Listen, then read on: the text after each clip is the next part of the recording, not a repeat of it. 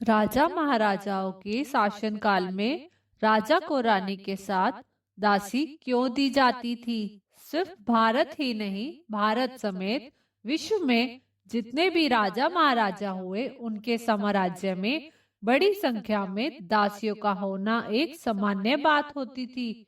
लेकिन मुख्य रूप से दासियों की जरूरत इसलिए पड़ती थी क्योंकि पूरे साम्राज्य में व्यवस्था को बनाए रखने के लिए जन धन की आवश्यकता होती थी। साथ ही किसी राजा की कई रानियों के अलावा कई दासियां भी होती थी जिनसे वे संबंध बनाते थे। जब उनका मन करता था किसी एक के साथ कामावस्था में लिप्त रहने लगते थे। इसके अलावा दासियों को महल की साज सज्जा करने के लिए भी नियुक्त किया जाता था, लेकिन मुख्य रूप से उन्हें ही दासी बनाया जाता था जो दिखने में सुंदर और अपने कार्य में निपुण हुआ करती थी। पहले के समय में सभी राजा महल में ही स्त्रियों की शिक्षा और अन्य व्यवस्था करवाते थे। ऐसे में सभी रानियों को और राजकुमारियों को हर प्रकार की सहायता के लिए दासियां नियुक्त की जाती थी। सभी निपुण दासियों में से जो उत्कृष्ट दासी होती थी उन्हें राजा महाराजा अपनी बेटी के विवाह के समय बेटी के साथ भेज देते थे। एक प्रकार से ऐसा कहा जा सकता है कि इन्हें दहेज में दिया जाता था। मुख्य रूप से इनका उद्देश्य ससुराल में अपनी बेटी की सहायता करना होता था। जैसे कि राज परिवार में रचे जाने वाले षड्यंत्रों में दासियों का मुख्य भाग अदा करती थी। वही दूसरे शब्दों में कहें तो राजकुमारी की शादी होती थी तो राजकुमारी के साथ आई दासी की शादी राजकुमारी की माँ के साथ आई हुई दासी के बेटे के साथ कर दी जाती थी, और राजकुमारी की शादी में साथ में गई दासियों की शादी और उसकी जिम्मेदारी ससुराल पक्ष की ही होती थी। इतना ही नहीं, इस व्यवस्था में दास और दासी के भरण पोषण के अलावा उनके बेटे और बेटियों की शादी भी राज परिवार की ही जिम्मेदारी होती थी। वैसे मूल दास परिवारों की तुलना में अंग्रेजी गुलामी से नहीं की जा सकती, क्योंकि इसमें पूरे परिवार का भरण पोषण, रहना, व्यवस्था करना, शादी की व्यवस्था और अन्य पूरे खर्चे राज परिवार को ही उठाने होते थे। ये राज परिवार की जिम्मेदारी हुआ करती थी, लेकिन समय के साथ कहीं इसमें खराबी हुई और शोषण जुड़ गए थे।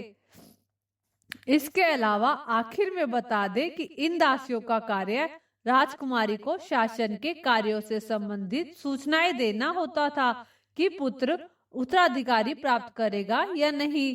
वही इन दासियों को आजीवन अविवाहित रहना होता था और अपनी महारानी और उनके पुत्रों की रक्षा करना ही इनका आखिरी धर्म होता था। दोस्तों, क्या आपने कभी सोचा है कि राजा महाराजा इतनी शादियां क्यों करते थे और उनको इसका क्या फायदा था? कारण था राजनीतिक स्थिरता। जब राजा महाराजा थे उस काल में उनके बीच में अक्सर युद्ध होते रहते थे। पड़ोसियों से राज्य सीमा को लेकर मतभेद रहते थे और आपसी मतभेद को कम करने के लिए कन्या को देकर संबंध सुधारते थे और युद्ध को कम करने का मौका रखते थे। युद्ध कम होने से ही जनता का हित था। इससे व्यापार में तरक्की होती थी, कृषि में उत्पादन बढ़ता था और पशुधन भी बढ़ता था। साथ ही जनता खुश और समृद्ध होती थी। शांति ही उन्नति का आधार है। इसका दूसरा मुख्य कारण राजाओं की अय्याशी और गैर जिम्मेदारी थी। राजा महाराजा भोग विलासी थे। जहां भी राजा सुंदर स्त्री देखता उसे ही उठा लेते थे। राजा राजी से या जबरदस्ती से जैसे भी हो, जैसे अलाउद्दीन खिलजी ने राजा रामचंद्र की सुंदर पटरानी कलावती को बलपूर्वक अपनी इच्छा पूर्ति के लिए हड़प लिया और चित्तौड़गढ़ के महाराणा रतन सिंह की रानी पद्मनी पर भी बुरी नजर डाली, जिसके लिए युद्ध हुआ और चित्तौड़ तबाह हो गया। लेकिन अल-औफीन खिलजी की रानी अनेक युद्ध सिर्फ सुंदर स्त्रियों के लिए हुए। जब स्त्री ने किसी विशेष राजा के हर्ज के प्रस्ताव को तवज्जो नहीं दी तो युद्ध हुए, जनहानि हुई। संसाधन तबाह हुए और राजमुकुट भी छीने गए। जब कन्या की इच्छा को सहमति बन गया तब संबंध मधुर रहे और संबंध स्थायी तथा सुखदायी रहा। स्वयंवर इसी तरह की एक प्रथा थी। पौराणिक काल में इसकी मान्यता थी, जो धीरे धीरे बलपूर्वक सुंदर कन्याओं के अपहरण के रूप में बन गई तथा इसकी परिणति बुरी हो गई। पृथ्वीराज चौहान पर गौरी का आक्रमण और देश की दुर्दशा के लिए भी इसे दोषी माना जा सकता है। जब पृथ्वीराज संयोगिता को जयचंद की सहमति के बिना अपहरण कर लाए थे और परिणति स्वरूप 1192 को युद्ध का तरन्य और परिणति स्वरूप 1192 का युद्ध तरायन में गौरी से हार गए और उन्हें कन्नौज नरेश और जयचंद का सहयोग गौरी के खिलाफ न मिला। राजा का विरोध नजाया था, राज आज्ञा ही भगवान का आदेश था। इस तरह की व्याख्या धर्मज्ञ करते थे। जनता में कोई बोल नहीं सकता था, जो बोलता था उसकी जबान बंद कर देते थे। नियम ऐसे थे कि पंडित, ज्ञानी, गुणी सभी राजा से प्रभावित रहते थे। राजा ही न्यायाधीश था। भगवान का देवराज इंद्र का रूप था। उनकी आज्ञा शिरोधार्य थी। जनता का कोई विकल्प नहीं था। राज आज्ञा को न मानने पर कठोर दंड दिया जाता था। मानव सोचते हैं राजा लोग सिर्फ विलासिता के कारण ही बहुविवाह करते थे, पर ये मान्यता गलत है। उस समय राजाओं के कई कारण थे। नंबर 1, पुराने समय में युद्ध और बड़ी बीमारियों के कारण बहुत बड़ी संख्या में जन नाश होने की संभावना बनी रहती थी, जिसके कारण राजवंशों के उत्तराधिकारियों में अभाव समाप्त होने का खतरा बना रहता था। इस खतरे को टालने के लिए राजा अधिक से अधिक विवाह करते थे। अधिक विवाह से राजाओं को अधिक संतानें होती थी और युद्ध और बीमारी षड्यंत्रों के बावजूद उनकी कुछ संतानें उत्तराधिकार लेने के लिए जीवित रहती थी।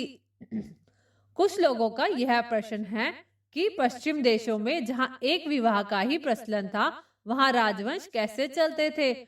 इस प्रश्न का उत्तर ये है कि वहां के राजवंशों में उत्तराधिकारियों की कमी का संकट अक्सर बना रहता था और कई राजवंश उत्तराधिकारियों के अभाव के कारण समाप्त हो जाते थे। स्पेन के फर्डिनेंड और इजाबेल का वंश इसी कारण समाप्त हो गया था। उनके अपने वंश में उनका कोई उत्तराधिकारी नहीं बना।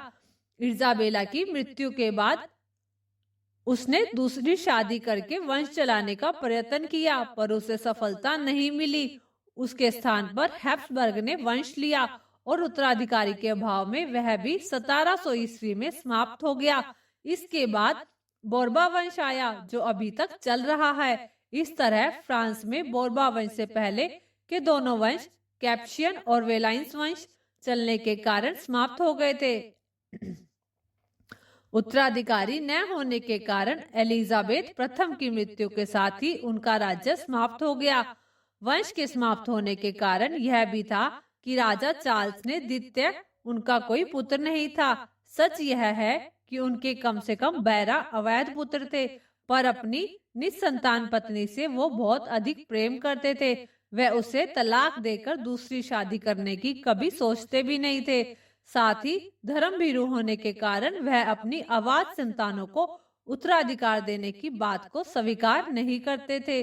अतः उसके बाद उसके अलोक प्रिय भाई जेम्स द्वितीय को उत्तराधिकार देने की बात आई तो लोगों ने सूट वंश को हटा ही दिया। इस प्रकार उत्तराधिकार के भाव के कारण हैब्सबर्ग वंश भी समाप्त होने की नौबत आ गई और उसके बाद राजा ने उत्तराधिकारी के नियम में बदलाव करके अपनी पुत्री मेरिया थेरेस को उत्तराधिकार का पद दिलवाया। राजाओं के निसंतान मरने के कारण भाई भतीजों को उत्तराधिकार मिलना तो यूरोपीय शासन में बहुत ही सामान्य घटना थी। मुगल सम्राट में ऐसा नहीं है। जिनकी संतानें ना हो, स्मार्ट हर्षवर्धन के वंश को छोड़ दिया जाए तो हमें किसी भी भारतीय राजवंश का पता नहीं लगता जो राजा की निसंतान के कारण उनका राज्य समाप्त हुआ हो। पुराने समय में राजा जो बहुविवाह करते थे उनका प्रमुख कारण उत्तराधिकार की समस्या से संबंधित था। पुराने समय में राजाओं के बहुविवाह करने का दूसरा कारण राजनीतिक था। राजा लोग अपने मित्रों से अपने संबंध घनिष्ठ बनाने के लिए और शत्रुओं को मित्र बनाने तो अपने समर्थ समुदाय को संतुष्ट करने के लिए भी इतने विवाह करते थे। जैसे कि सम्राट अकबर ने राजपूतों से सबसे अच्छे संबंध बनाने के लिए राजपूत राजकुमारियों से विवाह किया। गुप्त वंशीय शासन ने चंद्रगुप्त द्वितीय ने नागवंश से अच्छे राजकुमारी कुबेर नागा से दूसरा विवाह किया, जबकि ध्रुव स्वामिनी उनकी पहली पत्नी थी। महाराणा प्रताप के भी 11 और छत्रपति शिवाजी महाराज के 7 पत्नियां थी। ये सभी शादियां राजनीतिक सुविधाओं को देखते हुए बड़े राजनीतिक परिवारों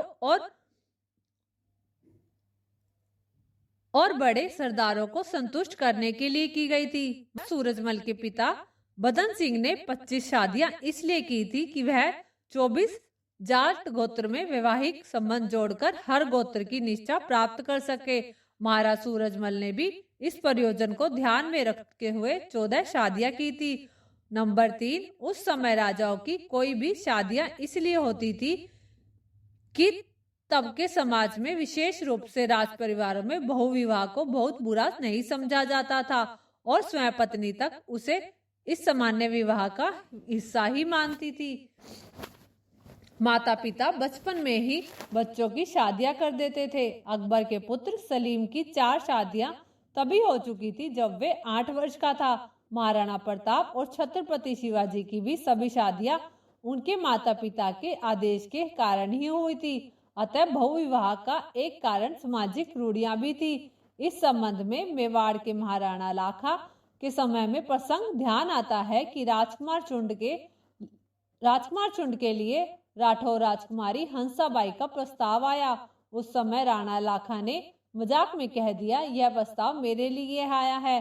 क्या इस पर राजकुमार चुंड ने कह दिया कि आपने जो कह दिया उसके बाद हंसाबाई को अपनी माता के सिवा मैं और कुछ नहीं समझ सकता, अतः मैं उससे विवाह नहीं कर सकता।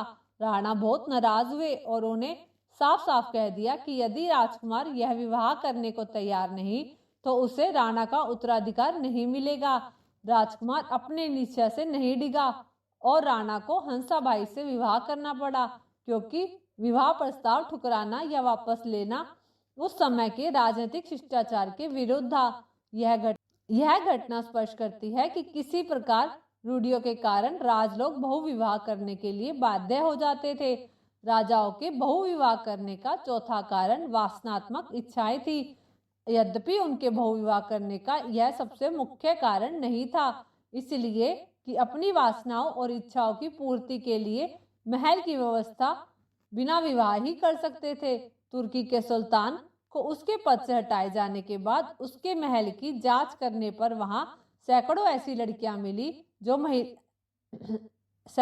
लड़कियां और महिलाएं मिली जिन्हें दूर दराज के इलाकों से अपहरण करके लाया गया था और उनके घर वालों को इसकी कोई जानकारी नहीं थी कि वो कहाँ गायब हो गई हैं। विवाह करने पर उन्हें अपनी पत्नियों और उनसे अपनी संतानों को धर्म व कानून के अधिकार देना पड़ता था जो वे पसंद नहीं कर सकते थे।